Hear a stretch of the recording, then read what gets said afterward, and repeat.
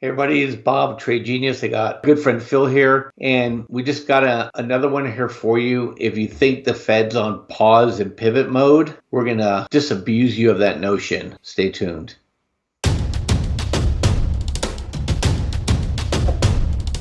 Trade Genius. Hey guys, I want to tell you something that we do that really will change the way in which you look at trading and also absolutely help you increase your profitability and how much money you make. It's the Trade Genius newsletter. We put the newsletter out Sunday night through Thursday night, and this really looks at the plumbing of the markets and helps prepare you for the next trading day and help you make money. And we give you a lot of information. We give you market statistics, we give you market levels, we give you the seasonality, what's happening with different sectors of the market, and we will help you identify whether the market's in a bear mode or a bull mode, or whether it's euphoric, whether it's despondent, and it just puts you in a position to be on the right side of the trade. So take advantage of our offer that we have below, and you'll love it. I mean, one trade that you make with this thing can pay for definitely a month, maybe even a year's worth of service. It's that powerful. Use promo code podcast for 15% off the retail price of newsletter. Thanks for listening.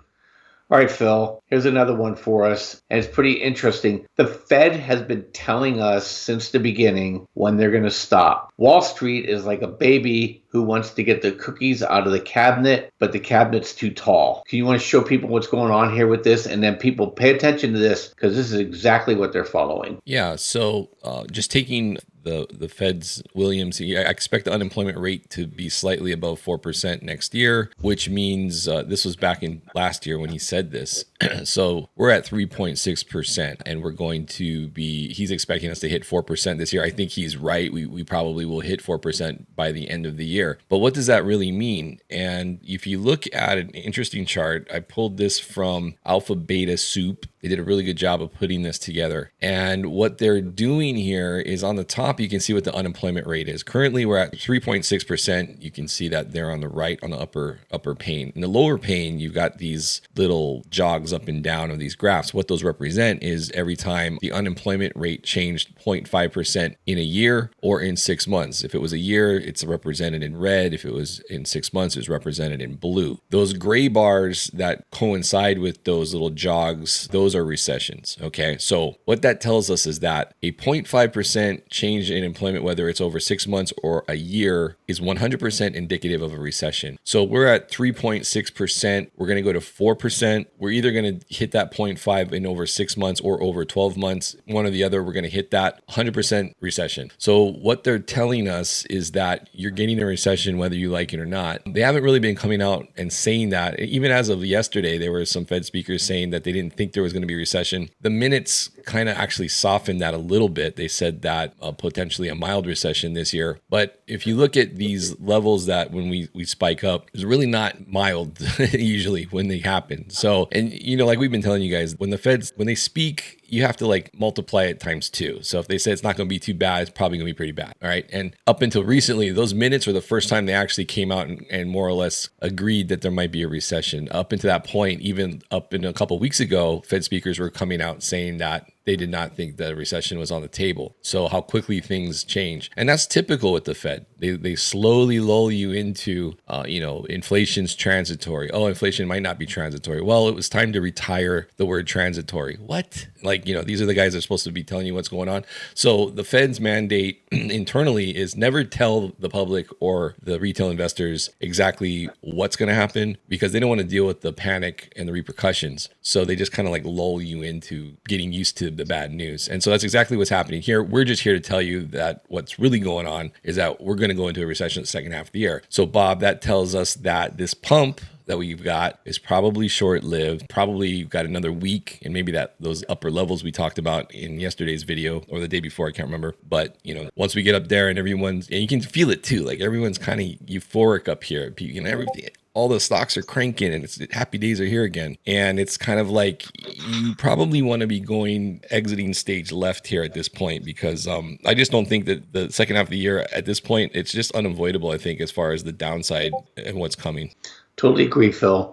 And I think I have a chart to show you something pretty wild too. That was another one of our macro calls. This one's a little bit more micro, just to show you really what's been moving the market. This is a 10-day moving average of what's called realized volatility. And that means the volatility that actually occurred in the action of the stock market. And if you could see, we're pulling all the way back to where we were at the fall of 2021. And correct me if I'm wrong, Phil, what happened in October of 2021? Yeah, I mean, that was the top of the market. That kicked off the bear market. And that also ties in an interesting way to Yellen's bank account, because that's the same time that her bank account was on fumes, very similar to what we are dealing with today. And you know what that means. Yeah, we're going to get a pretty big pullback here. And this is what you got to watch, guys. And if you notice how volatility goes up, it rockets up too. So this is where you got to be really, really, really careful when you look at volatility. It's your friend until it's your foe. And it ties into, what we watch very, very closely, very, very carefully. We watch Fed liquidity. We watch the volatility. We watch the seasonality. And, we've been saying for a long time, Phil, that we thought, based on looking at the funds rates that the bankers use, that we're going to get price increases from the Fed until the July meeting will be the last one. And then from there, then we have to wait and see how fast conditions deteriorate. And I think we're onto that. And this, we talked yesterday about oil. Oil seasonality runs into July. Mm-hmm. And so they're going to be dealing with inflation, quote unquote inflation, going up until June. And then you're going to probably get that late summer, early fall sell off. I think August is a nasty month of surprises to the downside. Everybody looks at September, October, but sometimes you get that late August before summer ending, low volatility sell-offs. And that's what I'm looking at. Yeah, and then Bob, what about this other chart you have here? This is a CBOE Realized Volatility Index. Yeah, so because I couldn't find this Bloomberg chart, I hate to have something that other people can look at. So I found the Realized Volatility in TradingView. Then I applied a 9 EMA to it, Phil. And then that's just a crossover. The purple line's the main line. The yellow line just like kind of gives you a kind of a crossover visual. Got it. And what we have here is I also overlaid our liquidity risk on, risk off things on there just to give people perspective. Mm-hmm. And when that thing's falling, Phil, that means volatility is falling. When it's rising, volatility is rising. And so what I'm looking for now is I'm looking for that thing to cross back up. Mm-hmm. The black and the shaded areas, that's our Ranger. I just put on there for perspective, and that flipped also, Phil. So now I'm looking for that thing to cross up to tie in with OPEX next Wednesday. And I think probably going into the end of next week, we may start to see a reversal in the markets. And I think that ties into some of the first earnings reports that we're getting. I know Friday is banking, but I think banks are late, right? Not early. And tomorrow morning before the market, we have Wells Fargo, I think Citibank, Bank of America, a couple others. Yeah, and I think that's for the first quarter. Right. Yeah, but you have to set banks aside because really we're watching tech, and we know they've been trying to lay people off because they can't get the growth anymore, so they're trying to get it on the earnings side now. But eventually it catches up to you. The reason why you pay so much money for these tech companies, you're paying for their high margins and also their high growth. And if they're just high margin and not high growth, you might as well buy a dividend stock. And I think it's going to cause them some great deal of pain into this quarter, and for sure the July quarter is not going to be any better. So I just did this as a visual. If you guys want to do it, it's called RVOL on TradingView. You can apply you can't really see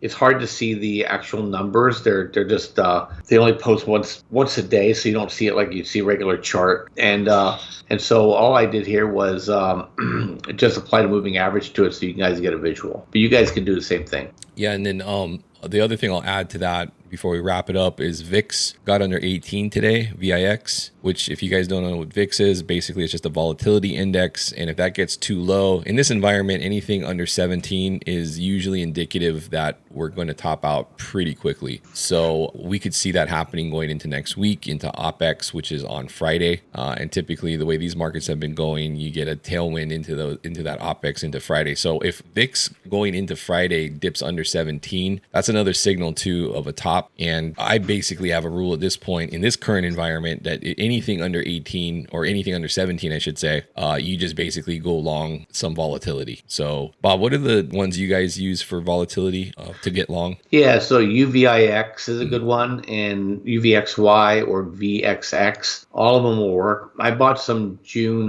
end of June UVXY calls. I bought them out of the money. It's a lotto ticket. Because when this thing moves, you're looking at a move from 18 to potentially 40, 45. That'll skyrocket UVXY. You'll make 2 or 3x minimum on your money in a very short order. So that's what we're looking at. Volatility, probably pick up some SARK as well, and just keep trimming your profits, guys. You're getting gifts here on the tech side. Trim your profits. Some of them are starting to wiggle a little bit. And I think yesterday's sell-off was a bit of a precursor. I know they bid it back pretty hard today, but we'll probably see this kind of action till I think next week. Now, tomorrow's Friday. I will say, Phil, as you know, as goes Friday goes Monday, and an OPEX week as goes Monday goes Tuesday. So if we end up going up on Friday, I would expect the market to continue to go up into Tuesday. Agreed. And then Wednesday, Thursday should be pretty negative.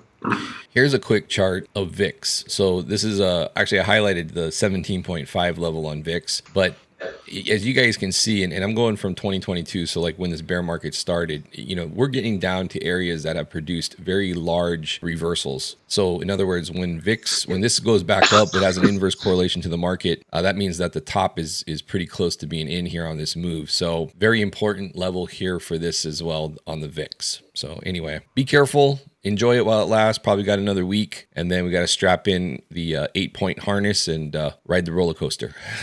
Yeah. Hey, Phil, if I could just throw a thing at you too. We had an hourly buy on the dollar too, so we might have got a short-term bottom on Dixie, and might be an area to keep an eye on here. And it looks like it did its retrace. So that's what Eiffel Tower looks like, guys. Yeah.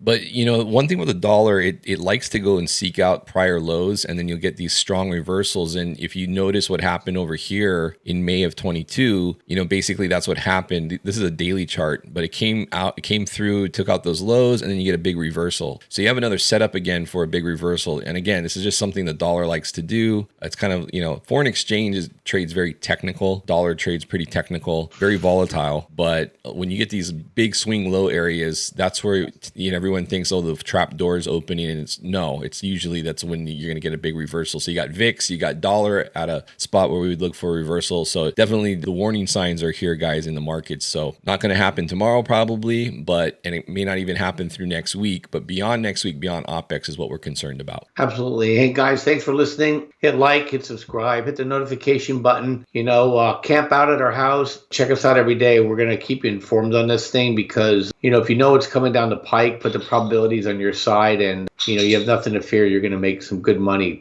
Volatility is our friend. So when this thing starts to really wiggle, you can make a lot of money really fast. Yep, agreed. All right, guys, thanks for watching. We'll see you on the next video. Take care.